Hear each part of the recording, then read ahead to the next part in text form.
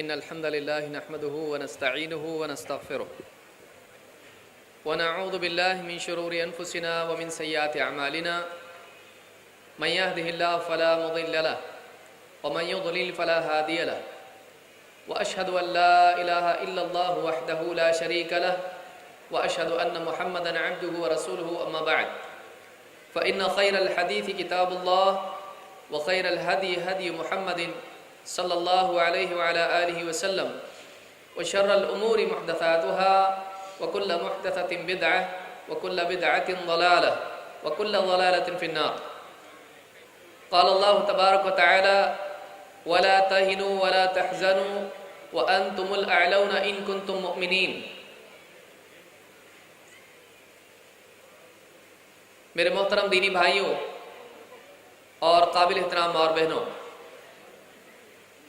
اللہ رب العالمین نے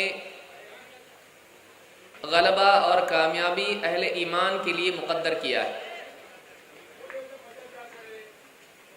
دنیا میں مختلف ادوار میں اہل حق رہے ہیں اور ہر دور میں اللہ رب العالمین نے ایک سلسلہ ان لوگوں کا باقی رکھا جو اللہ کے دیے ہوئے دین پر اپنی زندگی گزاریں اور اللہ تعالیٰ کو راضی کرنے کے لیے وہ کام کریں جو اللہ تعالیٰ ان سے چاہتا ہے۔ آدم علیہ السلام سے لے کر محمد عربی صلی اللہ علیہ وسلم تک مسلسل نبیوں کا، رسولوں کا سلسلہ چلتا رہا، اور یہ بات ظاہر اور واضح ہے کہ فرشتوں نے جیسے کہا تھا کہ اے اللہ زمین میں تو ایسے کو بساتا ہے جو زمین میں فساد کرے گا اور خون بہائے گا، اس لیے کہ فرشتوں کو بتایا گیا تھا کہ انسان کے اوصاف میں سے ایک وصف یہ ہے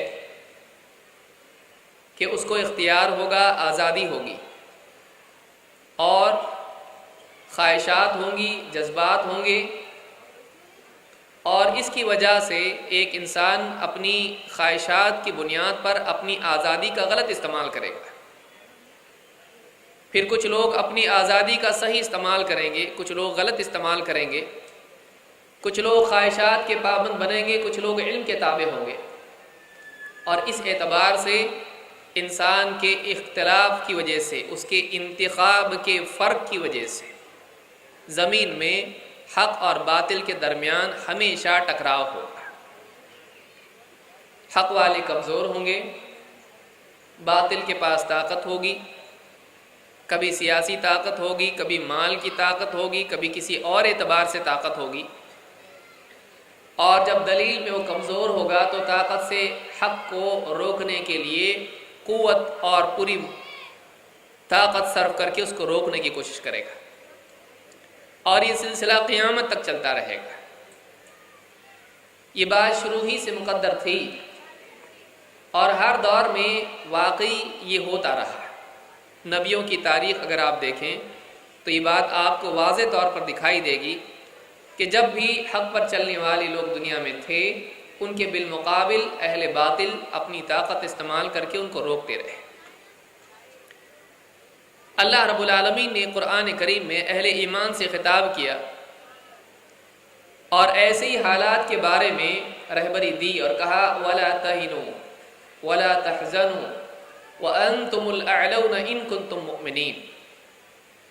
وَلَا تَهِنُوا، ہمت مت ہارو، وَلَا تَحْزَنُوا، غمگین مت ہو، حال کے اعتبار سے، مستقبل کے اعتبار سے، فیوچر کے اعتبار سے ہمت مت ہارو کہ کیسے ہوگا، حالات بگڑتے جا رہے ہیں، آگے کیا ہوگا، گھبراؤ مت، ہمت مت ہارو، نا امید مت ہو۔ وَلَا تَحْزَنُوا، اور جو کچھ نقصان، جو کچھ تکلیف ماضی میں ہوئی ہے اس پر غمگین مت ہو، کیونکہ ماضی کا غم انسان کے حال کو بھی کڑوا کر دیتا ہے۔ تو اپنے پچھلے دور کو دیکھ کر، پچھلے حالات کو دیکھ کر غمگین مت ہو۔ وَأَنْتُمُ الْأَعْلَوْنَ إِن كُنتُم مُؤْمِنِينَ، اور یقین رکھو کہ تم ہی غالب رہو گے اگر تم ایمان والے ہو۔ ایک بنیادی نقطہ اس آیت میں بدلا دیا گیا کہ غلبے اور کامیابی کا تعلق دنیا میں دیگر وسائل کی بنیاد پر نہیں ہوتا ہے، اس سے اس کا تعلق نہیں ہے۔ اصل غلبے کی بنیاد اندر کی چیز ہے۔ کامیابی کے لیے مسلمانوں کے پاس ایجوکیشن ہوگا تو کامیاب ہوں گے، مسلمانوں کے پاس حکومت ہوگی تو کامیاب ہوں گے، مسلمانوں کے پاس مال ہوگا تو کامیاب ہوں گے۔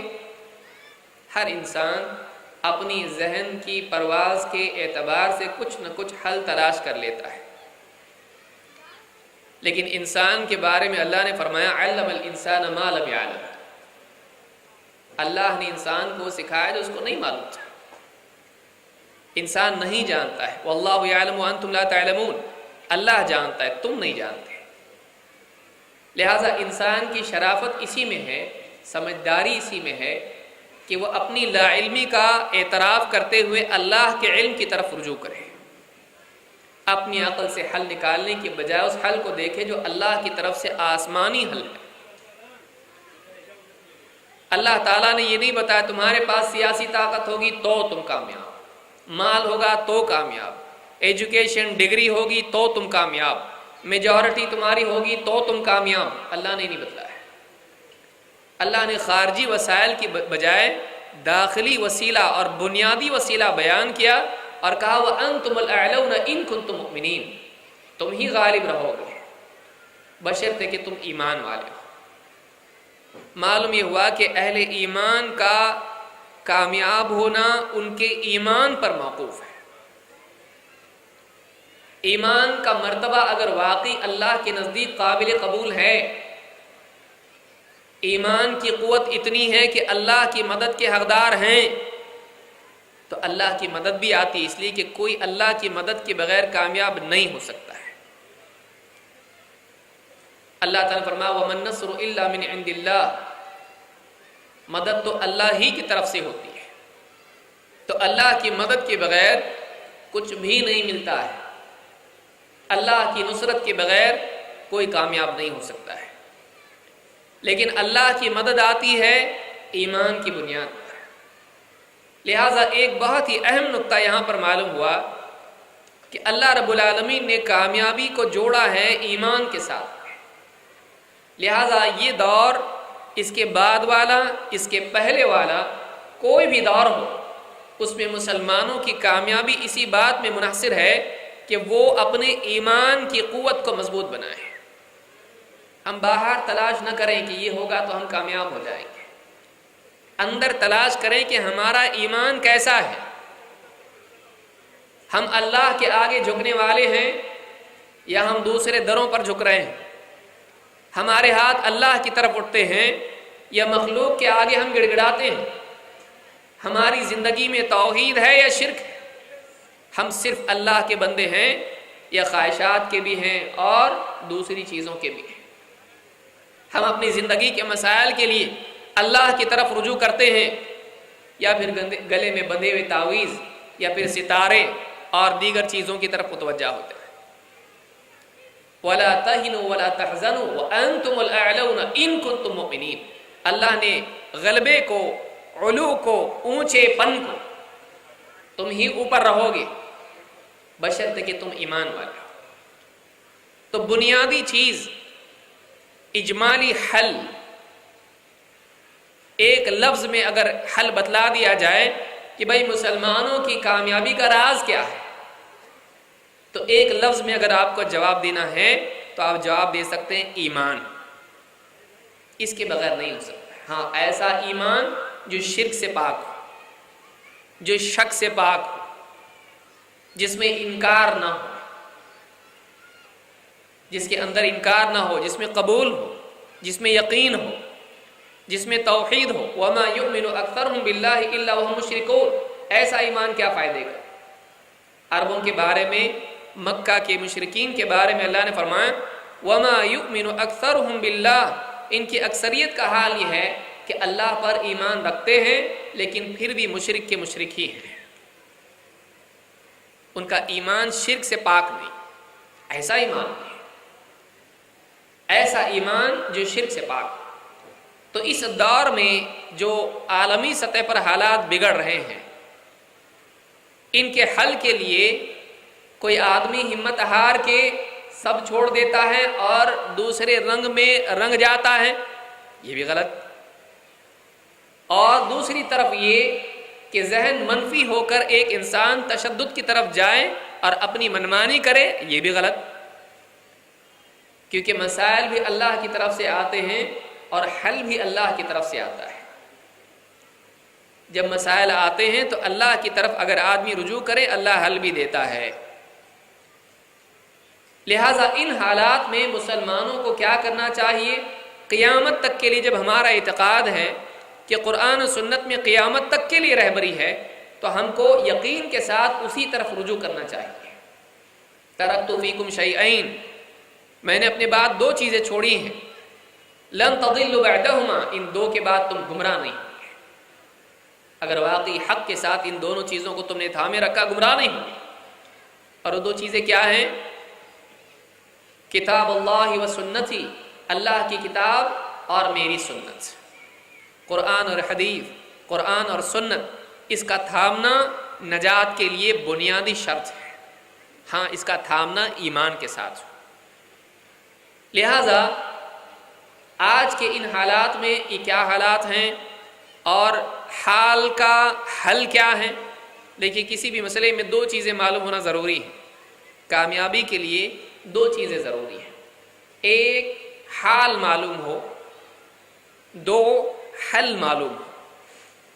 کیا حال ہے؟ آپ دواخانے میں جاتے ہیں، ڈاکٹر کیا کرتا ہے؟ پہلے دیکھتا ہے اس کا مسئلہ کیا ہے۔ اگر اس کو بیماری معلوم نہ ہو اور کوئی بھی دوا دے دے، نقصان ہوگا۔ پہلے تو بیماری کی تشخیص ہونا چاہیے، بیماری معلوم ہونا چاہیے، مسئلہ معلوم ہونا چاہیے۔ اب مسئلہ معلوم ہونے کے بعد اگر دوائی اس کی معلوم نہ ہو، پھر بھی نقصان ہوتا ہے۔ بیماری تو سمجھ میں آ گئی، دوا غلط دے دی، پھر بھی نقصان ہوگا۔ تو مصیبت اور مسئلہ اور حال یہ بھی معلوم ہونا چاہیے، اور اس حال کا حل بھی معلوم ہونا چاہیے۔ خوش قسمتی سے حل کا مسئلہ ہمارے لیے نہیں ہے کہ قرآن و سنت میں قیامت تک کے تمام مسائل کا حل پہلے سے موجود ہے۔ بس اتنا ہے کہ اس حل کو ہم کو استعمال کرنا ہے، اپنی عقل سے نہیں، سلف کے فہم کے مطابق۔ یہ نہیں کہ قرآن کی کوئی آیت لے لی اور اپنی عقل سے اس کا مطلب لے لیا، حدیث لے لی، اپنے دل سے اس کا کوئی بھی مطلب لے لیا یا اپنے دل سے اس کی تطبیق کرنا شروع کر دی، نہیں۔ اس کے لیے علماء ہیں، اس کے لیے علم والے ہیں، ان کی طرف رجوع کرنا، وہ جانتے سلف کا منہج کیا ہے۔ لہٰذا آئیے دیکھتے ہیں بہت ہی اختصار کے ساتھ، اس لیے کہ اتنا بڑا موضوع ہے کہ اس میں جتنی تفصیل ہو اتنا کم ہے۔ بہت ہی اختصار کے ساتھ کچھ باتیں اس موضوع سے متعلق آج اس بزم میں، اس مجلس میں ہم دیکھیں گے کہ حالات کیا ہو رہے ہیں۔ نمبر ایک، پہلی چیز، عالمی سطح پر میڈیا کی پوری طاقت استعمال کر کے اسلام اور مسلمانوں کی تصویر کو مجروح کیا جا رہا ہے۔ یہ پہلا مسئلہ ہے اور یہ بڑا مسئلہ ہے، اس لیے کہ بعد کے بہت سارے مسائل اس کا نتیجہ ہے۔ مسلمانوں پر جو سیاسی مسائل پیدا ہوں گے، سماجی مسائل ان کے لیے جو کھڑے ہوں گے، یہ اسی وجہ سے ہوں گے کہ مسلمان اور اسلام لوگوں کی نگاہ میں مبغوض، ناپسندیدہ ہو جائے۔ جب اسلام سے نفرت ہوگی، مسلمانوں سے نفرت ہوگی، ان کے خلاف کارروائی ہوگی۔ تو ایک بہت بڑی وجہ جو ہے، یہ پہلا جو مسئلہ ہے عالمی سطح پر، اسلام کی تصویر کو بگاڑنا اور مسلمانوں کی پوری یعنی تصویر کو بگاڑنا، خراب کرنا، سماج میں مسلمانوں کو، اسلام کو برا ثابت کرنا ہے۔ اور یہ کوئی نئی چیز نہیں ہے، یہ تاریخ میں ہمیشہ سے ہوتا آیا ہے۔ آج کیوں یہ مسئلہ بڑا بن گیا؟ میڈیا کی وجہ سے۔ پہلے ایک آدمی کسی کے بارے میں برائی کرتا تھا، اس کو پہنچتے پہنچتے زمانہ لگ جاتا تھا، لیکن آج ایک بات دنیا کے اس کونے میں آج کہی جائے، فوری طور پر دنیا کے دوسرے کونے میں پہنچ جاتی ہے۔ اس لیے کسی کی برائی، کسی کے خلاف کچھ بات بہت ہی تیزی کے ساتھ دنیا میں پھیلتی، بلکہ خیر کی بات سست رفتاری سے جاتی ہے، شر کی بات بڑی تیزی سے جاتی ہے۔ آج دنیا میں یہ ہو رہا ہے کہ اسلام کے احکام اور مسلمان ان دونوں کے بارے میں شکوک اور شبہات بلکہ منفی رجحانات پیدا کیے جا رہے ہیں۔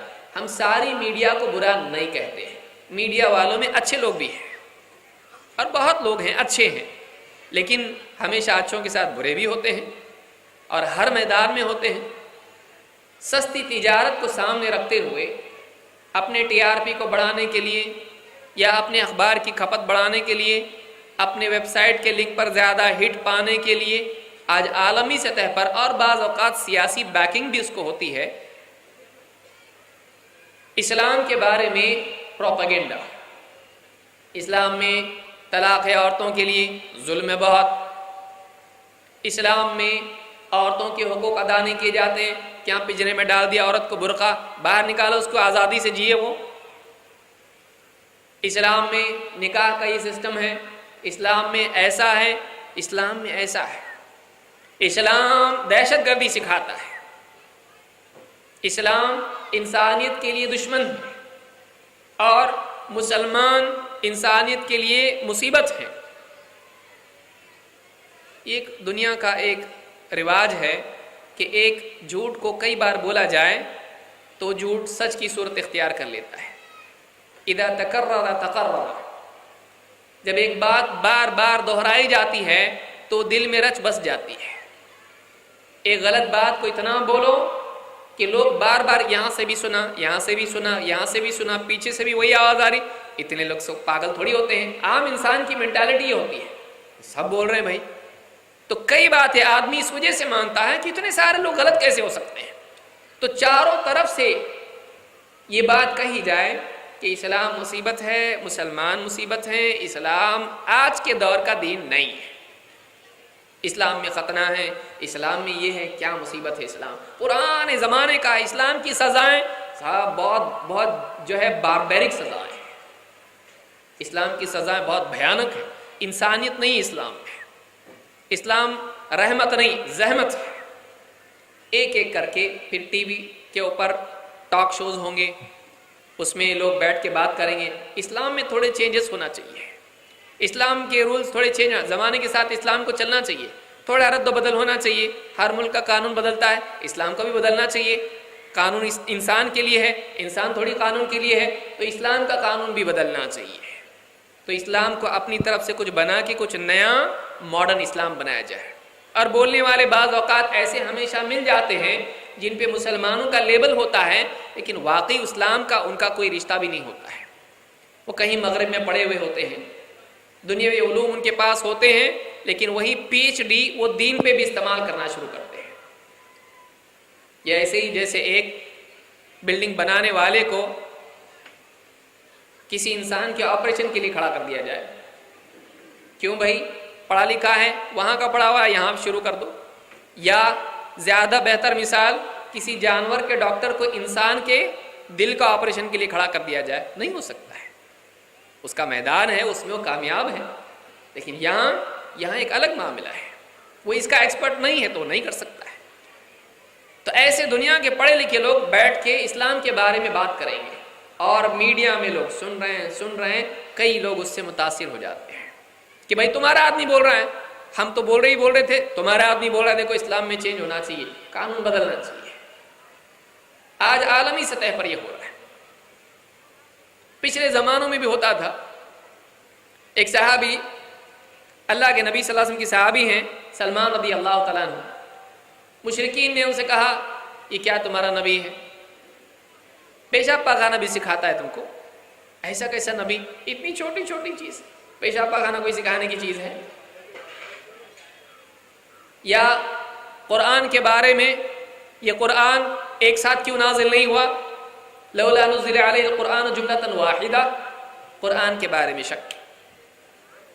یا نبی صلی اللہ علیہ وسلم کے بارے میں شک، ما لہذا الرسول یأکل الطعام ویمشی فی الاسواق، کیسا رسول ہے یہ، کھانا کھاتا ہے، بازاروں میں چلتا ہے، رسول کبھی بازار میں چلتا ہے؟ رسول کو بازار میں نہیں چلنا چاہیے، کھانا نہیں کھانا چاہیے، انسانوں میں سے رسول نہیں ہونا چاہیے۔ تشکیک، کنفیوژن، شبہات پیدا کرنا ہے۔ صحابی سے جب کہا گیا کیسا رسول تمہارا پیشاب پاخانے سکھاتا ہے تم کو؟ انہوں نے کہا اجل ہاں۔ یہ نہیں کہا ہاں سوری ہمارا رسول نہیں سکھانا چاہیے، نہیں۔ صحابہ کے دلوں میں ایمان پختہ تھا۔ انہوں نے کہا تو کیا ہوا؟ ہاں بلکہ ہمارے رسول نے ہم کو سکھایا ہے کہ ہم قبلے کی طرف رک کر کے پیشاب پاخانہ نہ کریں، اور استنجا کریں تو دائیں ہاتھ سے نہ کریں، اور اس کے لیے ڈھیلا استعمال کریں، 3 سے کم نہیں۔ ایک بات پہ اعتراض کیا، 3 باتیں بیان کی۔ یقین اندر ہونا چاہیے۔ مسلمانوں کو اسلام کے بارے میں نیگیٹو بول کے ان کے اندر انفیریورٹی کمپلیکس پیدا کر دینا، اسلام پر اعتماد کو کم کر دینا، ان کی ہمت توڑ دینا۔ جب ڈگمگ ہو جائے گا، اس کو جیسا چاہے، یہ آٹے کا گولا ہو جائے گا، جیسا چاہے ڈال دو اس کو، شیر کا بلی بنا دو، کچھ بھی کر سکتے ہیں اس کو، آٹے کے جیسا مٹی کا جیسا چاہے ڈال دو۔ کیوں؟ اب اسلام سے اس کا رشتہ کمزور ہو گیا ہے۔ اب جو ہم بولیں گے یہ کرے گا، میڈیا جیسا چاہے گی اس کا ذہن بنائے گی۔ مسلمانوں میں اعتماد ہونا چاہیے، ہمارا دین صحیح ہے، ہم کو اس میں کوئی شک نہیں ہے۔ ہم باقی لوگوں کے بارے میں کچھ نہیں بولیں گے، لیکن ہمارا دین ہم کو معلوم ہے، اطمینان ہے، یہ صحیح ہے، اللہ نے ہم کو دیا ہے، ہماری زندگی میں سے سکھ ہے، ہم خوش ہیں اس پر، ہم مطمئن ہیں، ہم کو کوئی پرابلم نہیں ہے، ہم سکھی ہیں۔ کوئی اعتراض کرے اس سے لڑے نہیں، لیکن علم اتنا ہو کہ کوئی اعتراض کرے آفس میں، کالج میں، باہر، گھر کے پڑوس میں، کیا تمہارا اسلام ایسا؟ بولنے آنا چاہیے۔ ہم کو معلوم، خود ہم کو نہیں معلوم۔ ہم میں سے کتنے ہیں جو لڑنے کے لیے تیار ہو جاتے ہیں، لیکن اگر کوئی کتاب اس کے جواب میں دی جائے تو پڑھنے کے لیے تیار نہیں۔ ہمارے نبی کے بارے میں ایسا کسی نے بولا، بھیڑ نکالیں گے، لڑائی جھگڑا کریں گے، یہ کوئی کام ہے؟ یہ کام ہمارا نہیں ہے۔ علماء اس سے منع کرتے ہیں، اہل حدیث علماء اس سے منع کرتے ہیں، ہجوم لے کے اس طرح۔ ہاں لیکن ہم سے اگر پوچھے فلاں نے کیا بتایا تمہارے نبی کے بارے میں، کیا اعتراض کیا، ایسا اعتراض کیا اس نے، جواب ہے کچھ؟ جواب نہیں معلوم، علماء سے پوچھو۔ پھر کیا کر رہے ہیں کہ اگر اسلام پر کوئی اعتراض ہے، ہمارے پاس اس کا جواب نہیں، ہم دین کے لیے اگر واقعی خود دین کو خود سمجھنا نہیں چاہتے، دوسروں کو کیا سمجھائیں گے؟ تو پہلا مسئلہ آج عالمی سطح پر یہ ہے کہ اسلام کے بارے میں کنفیوژن اور تشکیک اور منفی رجحانات پیدا کیے جا رہے ہیں، یہ ایک مسئلہ ہے۔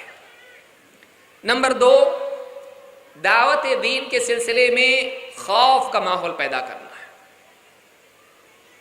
اگر کوئی آدمی اسلام کی دعوت دیتا ہے، اس کے لیے مصیبت کھڑی ہو جاتی ہے۔ اور دیکھیے، دعوت دین کا دہشت گردی سے کوئی تعلق نہیں ہے۔ ہمارے ملک کا قانون ہے، اور آرٹیکل 25 کے تحت ہر انسان کو، صرف مسلمان کو نہیں، سبھی کو یہ آزادی ہے کہ اپنے دین کے بارے میں ایک تو یہ کہ وہ خود دل سے مانے، دوسرا یہ وہ اس پر عمل کریں، تیسرا یہ کہ اس بارے میں اگر کوئی جاننا چاہے اس کو بتائے۔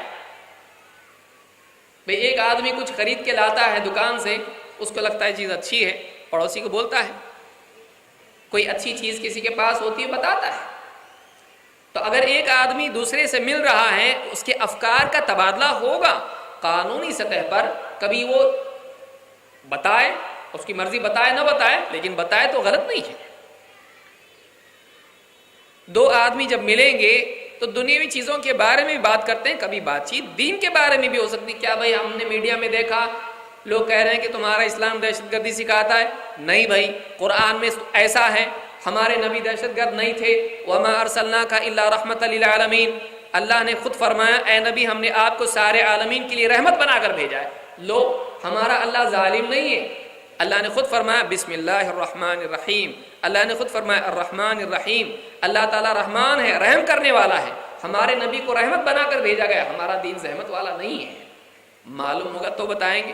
کتنے لوگ 60 سال کی زندگی گزر چکی ہے، لیکن آج بھی ان کو سورہ فاتحہ کے معنی نہیں معلوم۔ بتائیے، 7 آیتیں تو ہیں، لیکن اس کا بھی مطلب معلوم نہیں۔ کہاں زندگی 60 سال اور 7 آیتیں اگر ایک سال میں 1.5 آیت بھی پڑھ لیتا ترجمہ اس کا 60 سال میں ہو جاتا ہے۔ بتائیے یہ حال مسلمان کا ہے۔ 10 سال میں 10 سال کے حساب سے اگر آدمی ایک آیت پڑھ لے تو 60 سال میں 6 آیتیں تو سمجھ لے گا۔ 10 سال کا بھی ایوریج ہمارا نہیں ہے۔ کیا کر رہے ہیں ہم لوگ؟ آج عالمی سطح پر اسلام کی دعوت جو بڑھتی جا رہی ہے اور لوگ اپنے طور پر لائبریریوں سے، دکانوں سے قرآن اور کتابیں خرید کر پڑھ رہے ہیں، اور مغرب میں اسلام کا رجحان بڑھ رہا ہے۔ کیوں؟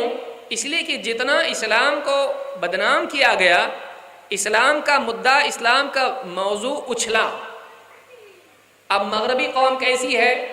اچھا تو اچھا، برے کے بارے میں بھی پڑھیں گے، وہ ایسی قوم ہے، ہماری جیسی نہیں ہے۔ ہم اچھے کے بارے میں بھی پڑھتے نہیں۔ وہ قوم کیسی ہے؟ ہم اچھے کے بارے میں بھی معلومات حاصل کریں گے، کچھ برا ہے تو اس کی بھی تحقیق میں جائیں گے۔ وہ گئے، لیکن جب وہ تحقیق انہوں نے کی تو ان کو دکھائی دیا کہ ارے اسلام ایسا نہیں ہے۔ جو میڈیا بتا رہی ہے وہ تو دوسرے لوگ ہیں، لیکن واقعی اسلام کی جو تعلیمات قرآن میں ہیں اور حدیث میں ہے، محمد صلی اللہ علیہ وسلم کی زندگی ہے، یہ پوری کی پوری زندگی تو الگ ہے۔ یہ الٹا نہیں ہے، یہ صحیح ہے، یہ غلط نہیں، یہ اچھا ہے، صحیح حق ہے۔ اور وہاں پر اس کے نتیجے میں اگرچہ ایک طبقہ دور بھی ہو رہا ہے اسلام سے، لیکن ایک طبقہ ایسا ہے جو اسلام کے قریب بھی آ رہا ہے۔ کوئی جا کے بتائے نہ بتائے وہ خود بھی آ رہا ہے۔ ایسے کئی لوگ ہیں جو منفی ذہن کے ساتھ اسلام کو پڑھ رہے ہیں اور پھر اسلام کی طرف آ رہے ہیں۔ اب اس کو روکنے کے لیے کیا کیا جائے؟ اسلام کی دعوت کو دہشت گردی کے ساتھ جوڑا جائے تاکہ دعوت دینے والا دعوت دینے سے ہی ڈرے۔ کیوں؟ تو اسلام کی دعوت دیتا ہے تو لوگوں کو دہشت گرد بنا رہا ہے، وہ ڈر گیا۔ کیوں دعوت دے گا وہ؟ دیکھیے، دعوت دین کا تعلق دہشت گردی سے نہیں ہے۔ اسلام اور مسلمانوں کے صرف اہل حدیث نہیں، سارے طبقات عموماً جتنے بھی علماء ہیں یہ سب کے سب دہشت گردی کا انکار کر چکے ہیں۔ دہشت گردی غلط ہے، صاف الفاظ میں بول چکے ہیں۔ ہم اس کے حق میں نہیں ہیں، ہم دہشت گردی کے حق میں نہیں ہیں، دہشت گردی غلط ہے۔ لیکن دعوت کو اس کے ساتھ کیسے جوڑا جائے؟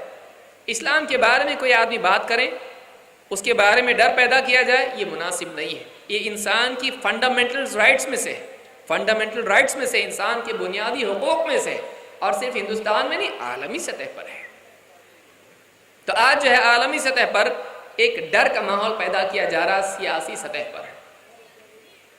کوئی ملک بول رہا ہے ہمارے ملک سے نکل جاؤ، کوئی ملک بول رہا ہے ہم ہمارے ملک میں مسلمانوں کو آنے نہیں دیں گے، کوئی بول رہا ہے ان کے بارے میں بہت اسکروٹینائز کریں گے، بہت باریک تحقیق کریں گے۔ ڈر کا ماحول ہے۔ یہ دوسری چیز ہے۔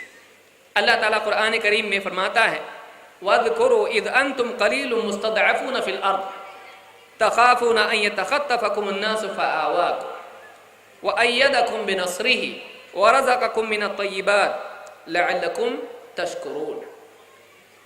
یاد کرو اس وقت کو، اللہ کے نبی صلی اللہ علیہ وسلم صحابہ سے اللہ کہہ رہا ہے، یاد کرو اس وقت کو جب تم زمین میں بہت کم تھے، تھوڑے سے لوگ تھے، مٹھی بھر لوگ تھے، اور مستضعفون فی الارض، زمین میں تم کمزور تھے، اور تمہیں ڈر لگا رہتا تھا کہ کہیں لوگ تم کو اچک نہ لے جائیں، لوگ تمہیں چبا نہ جائیں، نگل نہ جائیں، ہلاک نہ کر دیں، تمہیں اچک نہ لے جائیں۔ اللہ تعالیٰ فرماتا ہے فَآوَاكُمْ، اللہ نے تم کو پناہ دی، وَأَيَّدَكُمْ بِنَصْرِهِ، اور اپنی نصرت سے تمہاری مدد کی، اپنی نصرت سے تمہاری تائید کی، اور وَرَزَقَكُمْ مِنَ الطَّيِّبَاتِ، اور حلال اور پاک طیبات چیزوں میں سے تم کو رزق دیا ہے۔ کیوں؟ لَعَلَّكُمْ تَشْكُرُونَ، تاکہ تم اللہ کا شکر کرو۔ خوف کا ماحول ہمیشہ سے رہا ہے، صحابہ کے دور میں بھی تھا، مکہ میں دعوت دے رہے، پریشانی، چھپ چھپ کے نبی صلی اللہ علیہ وسلم کو دعوت دینا پڑتا تھا۔ سماج اتنا مخالف تھا کہ اگر کسی کو دیکھ لیں، آپ کو دیکھ لیں، آپ کے سر پہ مٹی ڈالیں گے، پتھر سے ماریں گے۔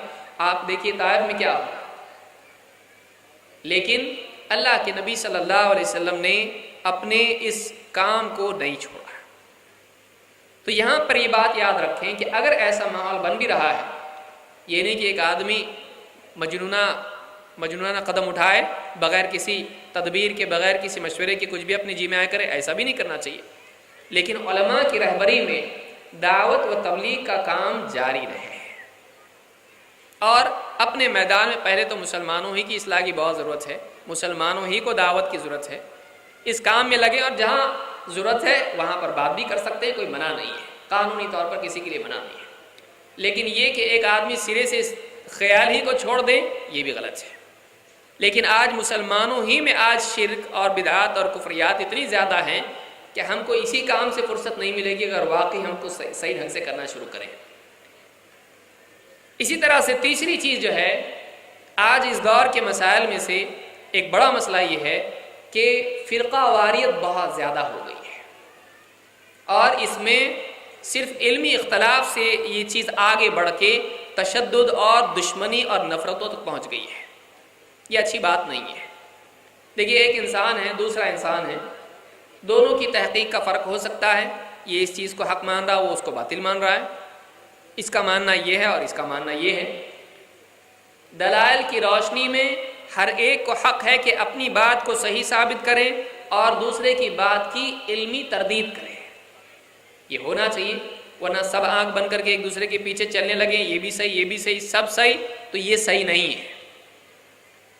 ایسا کہنا یہ بھی صحیح، وہ بھی صحیح، وہ بھی صحیح، سب صحیح، ایسا کہنا خود صحیح نہیں ہے۔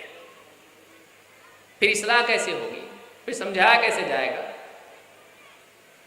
لیکن یہ کہ اس کو اس درجے پر لے جائیں کہ ایک دوسرے کے دشمن ہوں، نفرتیں ہوں، مار پیٹ ہو، تشدد ہو، سیاسی طاقت کو ایک دوسرے کے خلاف استعمال کیا جائے، تو یہ بات صحیح نہیں ہے، یہ بات صحیح نہیں ہے۔ اور آج یہ بہت ہو رہا ہے۔ مختلف مسلمانوں کے طبقات، الگ الگ مکتب فکر، الگ الگ جماعتیں، ایک حد تک صحیح تھا کہ بھائی ہماری بات ایسی ہے، تمہاری بات غلط ہے، وہ کہے تمہاری بات غلط ہے، کتاب اس نے لکھی، اس نے لکھی، ٹھیک ہے، یہ علمی اختلاف تھا۔ آج کیا ہو رہا ہے؟ آج تعلقات توڑنا، جھگڑنا، مسجدوں پہ پتھراؤ کرنا، مسجدوں میں گھس کے مار پیٹ کرنا، واٹس ایپ نے اس کی مصیبت اور بڑھا دی، کیونکہ جو نفرتیں دلوں میں تھیں زبانوں پر آ رہی ہیں اور آمنے سامنے ہو رہی ہیں۔ آپ اکثر گروپس کا حال دیکھیں گے، آپ کو دکھائی دے گا، واٹس ایپ کا گروپ بنا لیا، فلاں فلاں فلاں الگ الگ طبقات کے لوگوں کو اس میں جوڑ دیا، اب اس کے پاس اس میں ایک مسئلے پر بحث چھڑی، بڑھتے بڑھتے بات ایسی ہو گئی کہ آپس میں ایک دوسرے کے دشمن، اور یہاں تک بولے کہاں ہے تو بتا، ایڈریس میں آتا ہوں، بولا آ جا اگر واقعی اصل باپ کی اولاد ہے۔ یہ حال ہو گیا ہے، واقعی یہ حال ہو گیا ہے۔ مسجدوں کے اندر آپ دیکھیے، ایک آدمی دوسری مسجد میں چلا جائے، اس کو مسجد سے باہر نکالا جا رہا۔ ہوٹلوں کے اوپر بورڈ، ہماری اس ہوٹل میں فلاں نہیں آ سکتا ہے، یہی لوگ چلیں گے۔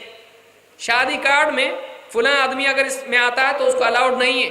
اتنی نفرتیں، اتنی نفرتیں، مار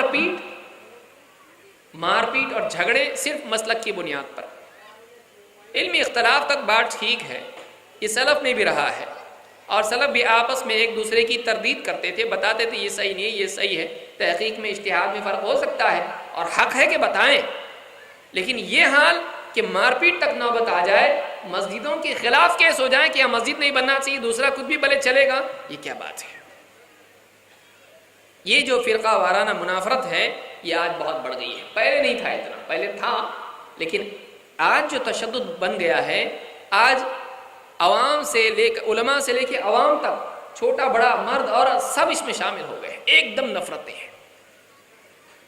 جبکہ اس وقت میں مسلمانوں کو ضرورت تھی کہ ایک دوسرے کے ساتھ ہمدردی کرتے، باہم اختلاف کے باوجود سیاسی حالات کے پیش نظر، عالمی حالات کے پیش نظر مسلمان ایک دوسرے کے لیے سہارا بنتے ہیں۔ ٹھیک ہے، اپنا اختلاف اپنی جگہ ہم حل کریں گے، اس کو بات کریں گے، لیکن یہ اپنا مسئلہ ہے۔ لیکن آج یہ ہو گیا ہے کہ مسلمان ایک دوسرے کی جان کا دشمن بن گیا ہے، یہ آج حالات ہیں۔ اللہ کے نبی صلی اللہ علیہ وسلم سے اللہ تعالیٰ نے فرمایا، صحابہ سے کہا وَلَا تَكُونُوا مِنَ الْمُشْرِكِينَ مِنَ الَّذِينَ فَرَّقُوا دِينَهُمْ وَكَانُوا شِيَعًا كُلُّ حِزْبٍ بِمَا لَدَيْهِمْ فَرِحُونَ۔ مشرکین میں سے مت ہو جاؤ، وہ لوگ جنہوں نے اپنے دین کو ٹکڑے ٹکڑے کر دیا اور گروہ گروہ میں بٹ گئے، اور ہر گروہ اسی پر فخر کر رہا ہے جس پر وہ ہے۔ مسلمان ایسے نہیں ہوتے ہیں۔ مسلمان خیرخواہ ہوتا ہے، مسلمان کی غلطی دیکھتا ہے تو خیرخواہی کے جذبے کے ساتھ اس کی اصلاح کرتا ہے، یہ نہیں کہ اس کی جان کا دشمن ہو جائے، یہ نہیں کہ اس سے ایسی نفرت بنا لے کہ اس کو معاف کرنے کے لیے تیار نہ ہو، اس کی بات سننے کے لیے تیار نہ ہو۔ آج جو حالات بن رہے ہیں یہ بہت بگڑے ہوئے حالات ہیں۔ اللہ کے نبی صلی اللہ علیہ وسلم نے خود اس کی پیشن گوئی کر دی تھی۔ آپ نے فرمایا وَتَفْتَرِقُ أُمَّتِي عَلَى 73 مِلَّةٍ كُلُّهُمْ فِي النَّارِ إِلَّا مِلَّةً وَاحِدَةً، میری امت 73 فرقوں میں بٹ جائے گی، سب جہنم میں جائیں گے سوائے ایک کے۔ صحابہ نے پوچھا اللہ کے رسول وہ کون ہوں گے؟ جو ایک۔ آپ نے فرمایا ما انا علیہ واصحابی، وہ لوگ جس پر میں اور میرے صحابہ ہیں۔ اس آپسی دشمنی، رنجشیں، منافرت، فرقہ بازی کو ختم کرنے کا حل کیا ہے؟ ہم کتاب و سنت کی طرف اور سلف کے منہج، سلف صحابہ کے منہج کی طرف رجوع کریں۔ اگر ہم سب کے سب اس کو مانتے ہیں مسئلہ حل ہو جائے گا۔ یہ تیسرا مسئلہ ہے۔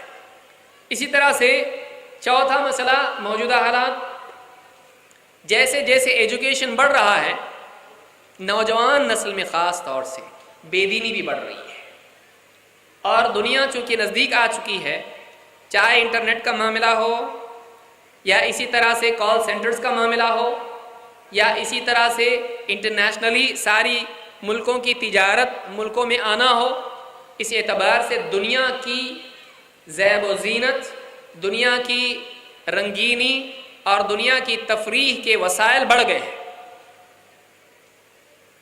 اور لہٰذا دین سے دوری اور دنیا میں دل لگانا اور حرام تک پہنچنا یہ آسان ہو گیا ہے۔ کتنے نوجوان ہیں جن کی زندگی سے دین نکلتا جا رہا ہے۔ شراب پینا آج عام ہو گیا ہے، سگریٹ پینا عام ہو گیا ہے، زنا عام ہو گیا ہے، زنا عام ہو گیا ہے۔ آج دیکھیے عالمی حالات جیسے بن گئے ہیں، ایک لڑکا لڑکی پارٹنر بن کے رہ سکتے، کئی بڑی سٹیز میں آلریڈی یہ ہو چکا ہے۔ شادی نہیں، کچھ سالوں کے لیے، مہینوں کے لیے ساتھ میں رہیں گے، اس کے بعد الگ۔ کئی شہروں میں ایسا ہو چکا ہے۔ یہ مغرب کی تہذیب ہے جو ہمارے ملک میں آئی ہے۔ شراب پینا، مختلف کمپنی کی پارٹیاں ہیں، کال سینٹرز ہیں، آرام سے ہوٹل بک کرتے ہیں، اس میں سب شراب پیتے ہیں، کوئی مسئلہ نہیں۔ ایک زمانے میں ایک آدمی شراب چھپا کے لا کے گھر میں پیتا تھا، سو جاتا تھا، صبح اٹھ کے ویسی شریف کا شریف، معلوم نہیں پڑتا تھا شراب پیا اس نے، یہ شرابی بھی ہے، نہیں معلوم تھا۔ آج راستوں پر لوگ نیو ایئر میں دیکھیے پی کے گھومتے ہیں، ہاتھ میں بوتل لے کے گھومتے ہیں۔ آج آسان ہو گیا ہے، شرم نہیں رہی۔ بے حیائی آپ دیکھیے، بے پردگی آپ دیکھیے، برہنگی آپ دیکھیے، مرد اور عورت کے تعلقات دیکھیے آپ۔ آج گھر میں باپ، بیٹا، بیٹی، ماں، بہو، ساس، بچے سب مل کے ٹی وی دیکھ رہے ہیں، سب ننگا پن دیکھ رہے ہیں، کسی کو احساس نہیں۔ صرف ہاں اتنا یاد رہے اذان ہوئی تو آواز کم کر دو۔ آج ہماری دینداری کہاں پہنچ گئی؟ بھائی فلم دیکھ رہے ہیں، گانا چل رہا ہے، ناچ رہے ہیں ہیرو ہیروئن، کیا کرو؟ اذان ہو رہی ہے نا، آواز کم کرو، دیکھتے رہو لیکن آواز کم کرو۔ اس آواز کے مقابلے میں اس کی آواز بڑھاؤ، باقی سب چلے گا۔ اذان پر فلم دیکھ سکتے ہیں، کوئی مسئلہ نہیں ہے، بیک گراؤنڈ میں اذان چلتی رہے اور سامنے فلم چلتی رہے، کوئی مسئلہ نہیں۔ یہ حال مسلمانوں کا ہے۔ اباحیت، بے حیائی، گندگی معاشرے میں بڑھتی جا رہی ہے، نوجوانوں میں بڑوں کا ادب کم ہوتا جا رہا ہے۔ یہ جو حال بن رہا ہے، بڑوں کے بھی اندر بڑاپن کم ہوتا جا رہا ہے۔ بڑے بھی جو ہے ماحول میں، بھائی سب لوگ گھر کے ایسے ہیں تو میں بھی ویسا ہی ہوں، کیا مسئلہ ہے، روک روک کے تھک گیا، ان کے ساتھ میں بھی مکس اپ ہو گیا ہوں۔ اللہ کے نبی صلی اللہ علیہ وسلم فرماتے ہیں اس امت میں فی ہذہ الامہ خسف ومسخ وقذف، اس امت میں چہرے بدل دیے جائیں گے، عذاب آئے گا اللہ کا، آسمان سے پتھر برسیں گے، زمین دھسا دی جائے گی عذاب کے طور پر۔ صحابہ نے پوچھا اللہ کے رسول کب ہوگا ایسے؟ آپ نے فرمایا کہ اذا ظہرت القینات والمعازف وشربت الخمور، یہ اس وقت ہوگا جب گانے والیوں کا ظہور ہوگا، آرکیسٹرا، گانے والی عورتیں عام ہو جائیں گی، موسیقی کے آلات عام ہو جائیں گے، میوزیکل انسٹرومنٹس عام ہو جائیں گے، اور شرابیں، قسم قسم کی شرابیں پی جائیں گی، شراب پینا عام ہو جائے گا۔ تب آسمان سے پتھر برسیں گے، زمین دھسے گی، چہرے بگاڑ دیے جائیں گے عذاب کے طور پر۔ آج یہ برائیاں عام نہیں ہیں، پہلے بھی یہ برائی ہوتی تھی، لیکن ظہر کا مطلب ہوتا ہے غالب آنا اور عام ہو جانا۔ گناہ برا ہے، گناہ سے برا گناہ کا احساس ختم ہو جانا ہے، کہ گناہ کا احساس نہیں، سماج میں ہو رہا ہے ہونے تو کوئی مسئلہ نہیں۔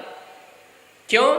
آج ماحول ایسا بنا ہوا ہے کہ بیٹی اگر بے پردہ باہر جا رہی ہے، باپ بولتا ہے بھائی پڑھی لکھی ہے، وہ اپنا اچھا برا خود جانتی ہے، ہم کو بیٹی پہ بہت بھروسہ ہے۔ شیطان پہ بھی ہے، شیطان پہ بھی بھروسہ ہے۔ بیٹا ہے نماز نہیں پڑھتا ہے، باپ بولتا میں نے بتایا اس کو وہ آزاد ہے، اب جوان ہو چکا ہے، اس کی زندگی کا بھلا برا خود جانے کا۔ آج یہ حال ہمارے گھروں کا ہو ہے، بے حیائی عام ہو چکی ہے۔ لہٰذا یہ بے دینی کالجز میں، انٹرنیٹ پہ آپ دیکھیے نوجوان بے حیائی میں لگے ہوئے ہیں، چیٹنگ کر رہے ہیں، فیس بک دیکھیے آپ، واٹس ایپ دیکھیے، باہم جو تعلقات ہیں لڑکے لڑکیوں کے عام ہو چکا ہے۔ یہ کوئی بری بات نہیں ہے، بلکہ لڑکیاں جو ہے لڑکوں کے ساتھ تعلقات رکھے، ماں باپ کو بھی کوئی پرابلم نہیں۔ کیوں؟ کالج میں پڑھتے ہیں، پروجیکٹ پہ کام کر رہے ہیں۔ کون سے پروجیکٹ پہ؟ ماں باپ کو نہیں معلوم۔ یہ حال آج معاشرے کا ہوتا جا رہا ہے، بے حیائی بڑھتی جا رہی ہے۔ اسی طرح سے دیندار طبقہ، اس کا ایک الگ مسئلہ، یہ تو بے دین طبقہ ہوا۔ دیندار طبقہ جو ہے، اس کا ایک بہت بڑا نقصان ان کا یہ ہو رہا ہے کہ دین پر آ رہے ہیں لیکن علماء سے دور جا رہے ہیں۔ کیوں؟ ہم کو جو سمجھتا ہے وہ صحیح ہے، علماء کو کیا سمجھتا ہے؟ علماء تو طہارت کے مسائل، نماز کے مسائل، روزہ، زکوٰۃ، حج، بس دنیا میں کیا ہو رہا ہے علماء کو کیا معلوم؟ علماء تو مسجد کا جانتے ہیں بھائی، عالمی مسائل تو اللہ نے ہمارے ذمہ دیے ہیں۔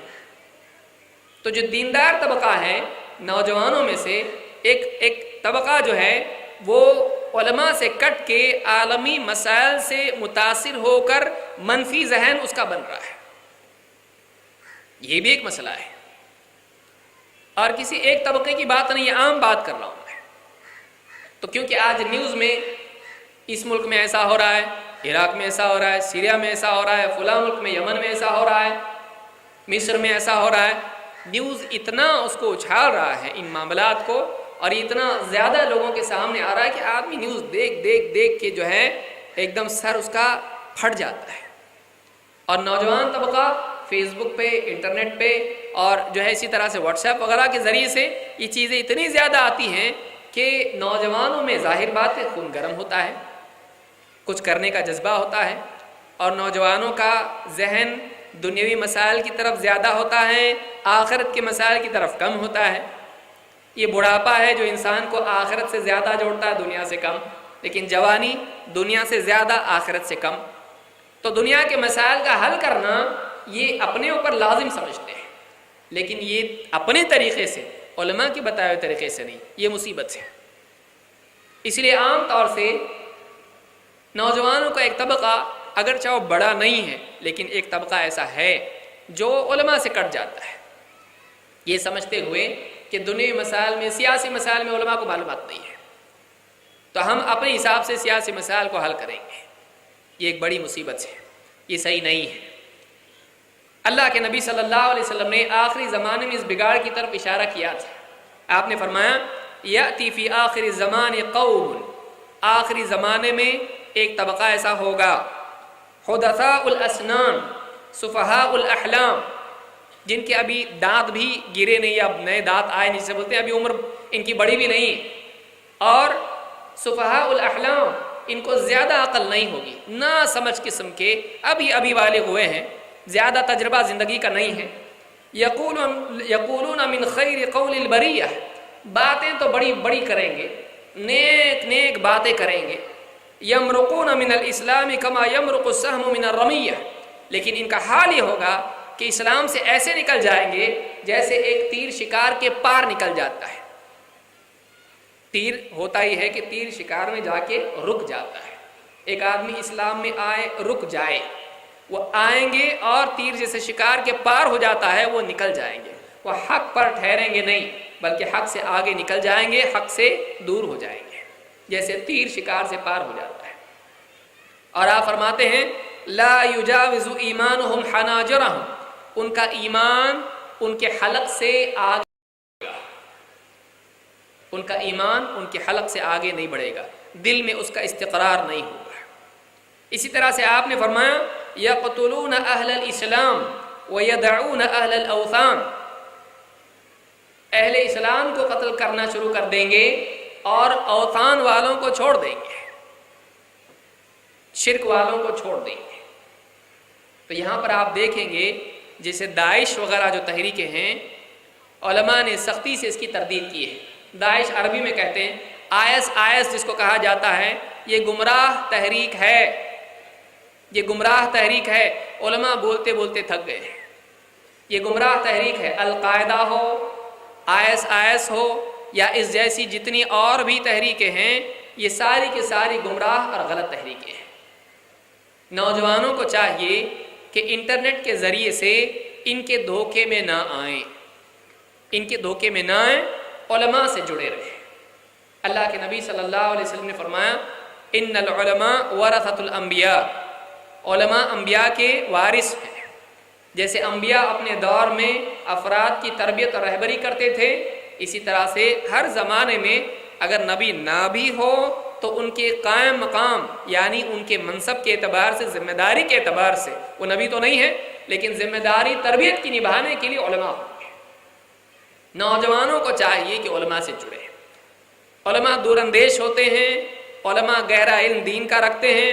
چاہے نوجوانوں کو حال معلوم ہو، علماء کو حل معلوم ہوتا ہے، حل معلوم ہوتا ہے۔ آپ کو اپنے طور پر بیماری معلوم پڑ بھی گئی اگر، تو آپ ڈاکٹر کے پاس جاؤ گے، اپنے دل سے کوئی بھی دوا کھا لو گے۔ آپ کو بیماری معلوم بھی ہو تو آپ کو ڈاکٹر کے پاس جانا پڑے گا۔ ہاں بھائی میں نے فلاں چیز کھا لی تھی اس لیے مجھ کو لوز موشن ہو رہے ہیں۔ آپ کو اگر واقعی مسئلہ معلوم ہے بھی تب بھی ڈاکٹر سے آپ کو بات کرنا چاہیے، تاکہ آپ غلط دوا نہ کھائیں۔ آپ کا جسم بھی اس دوا کا متحمل ہے کہ نہیں آپ کو دیکھنا چاہیے، ورنہ وہ دوا کھا کے ایک نئی مصیبت کھڑی ہو جائے گی۔ نوجوانوں کو چاہیے علماء سے جڑے۔ اللہ کے نبی صلی اللہ علیہ وسلم نے خود ایک حدیث میں فرمایا تھا کہ اللہ تعالیٰ علماء کو علم کو یوں ہی نہیں چھینے گا تم سے، بلکہ ایک ایک کر کے دنیا سے علماء کو اٹھاتا جائے گا، یہاں تک کہ جب علماء باقی نہیں رہیں گے تو لوگ جاہلوں کو اپنا سردار بنائیں گے اور وہ بغیر علم کے یہ سوال پوچھیں گے اور بغیر علم کے فتوے دیں گے اور خود بھی گمراہ ہوں گے اور دوسروں کو بھی گمراہ کریں گے۔ لہٰذا نوجوانوں کی ذمہ داری ہے کہ وہ علماء سے جڑے اور دیکھیں جتنے بھی مسائل ہیں ان مسائل کو حل کرنے کے لیے اللہ کی طرف رجوع کیے بغیر اقدام کرنا غلط ہے۔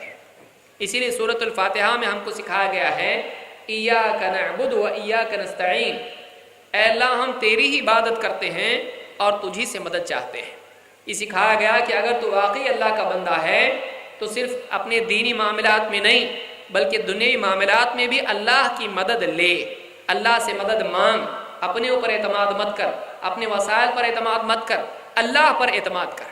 فاعبدہ وتوکل علیہ، اللہ کی عبادت کرتا رہ اور اسی پر اعتماد، اسی پر توکل کر۔